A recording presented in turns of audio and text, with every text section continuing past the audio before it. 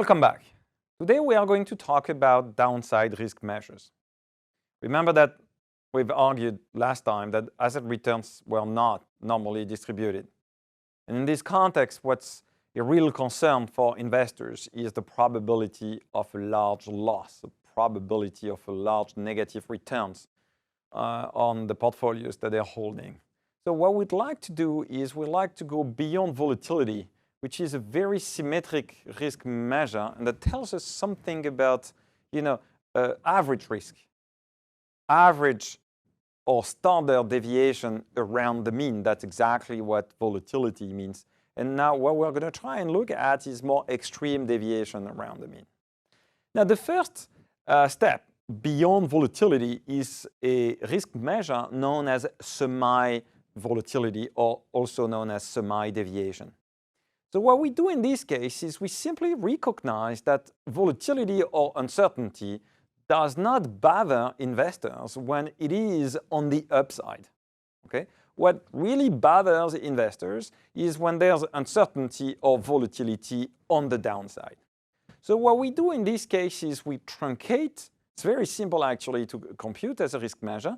We truncate the return distribution, and we only focus on the outcomes either below the mean or below zero.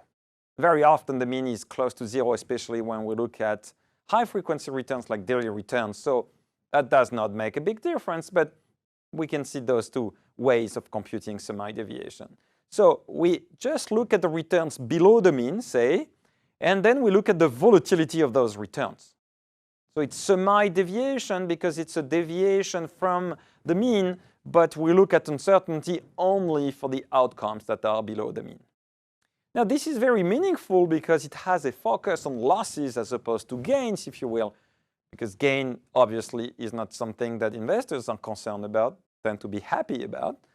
But that does not tell us anything about the magnitude or the extreme losses that can occur when we are below the mean. It merely tells us something about the average deviation or average uncertainty when we are below the mean. Now, in an attempt to have a focus on extreme downside, we have introduced a very useful concept which is called value at risk. So let me give you the definition of value at risk. First, the motivation. Essentially, the motivation is to try and understand what are the big losses that can happen and that can potentially wipe out the entire portfolio. So the best way to think about value at risk is it's something like the maximum loss that can occur to a portfolio holding with a given probability. Well, let me be a little more specific. So for example, we first define a specified confidence level. So let's call it 99%.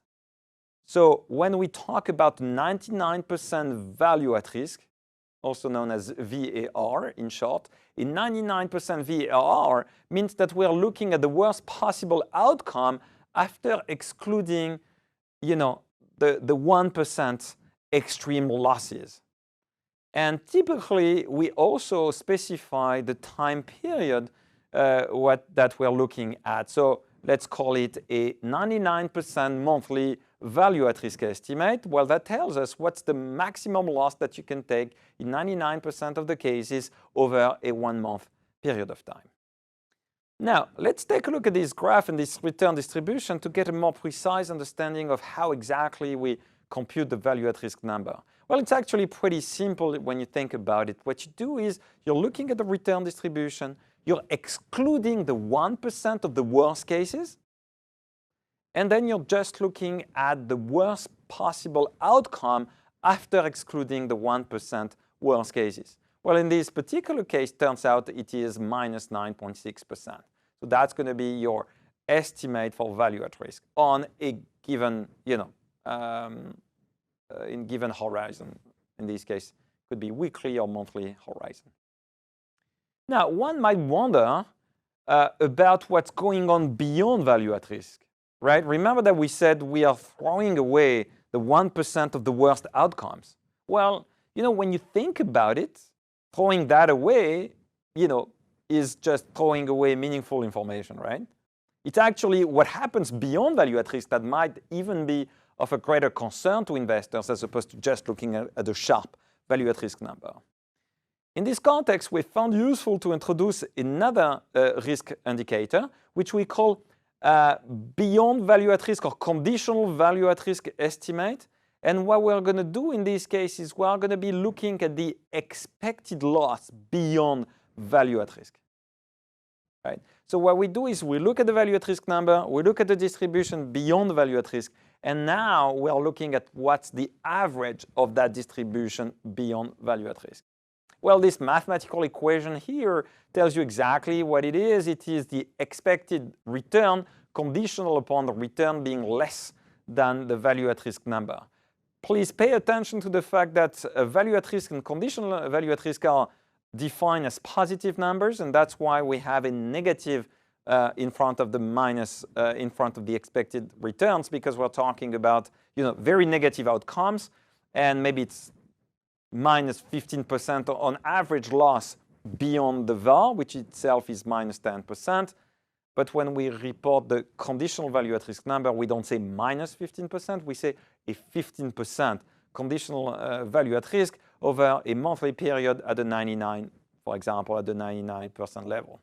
Now, on the right-hand side of the equation, you see the expression for this quantity, assuming that the returns has a density, the return distribution has a density function denoted by f of r, and a cumulative probability distribution denoted by capital F of r.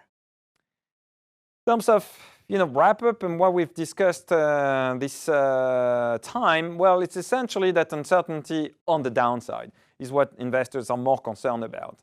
And just merely looking at volatility doesn't do justice to this particular focus on downside risk.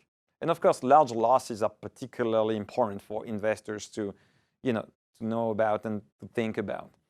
So in this context, value at risk indicator is a pretty useful indicator that provides you with an estimate of the maximum loss at a given confidence level. So next time what we're going to do is we're going to discuss competing methodologies, statistical methodologies that are actually used by people in the practice to try and come up with as good as possible estimates for these value at risk and conditional value at risk numbers.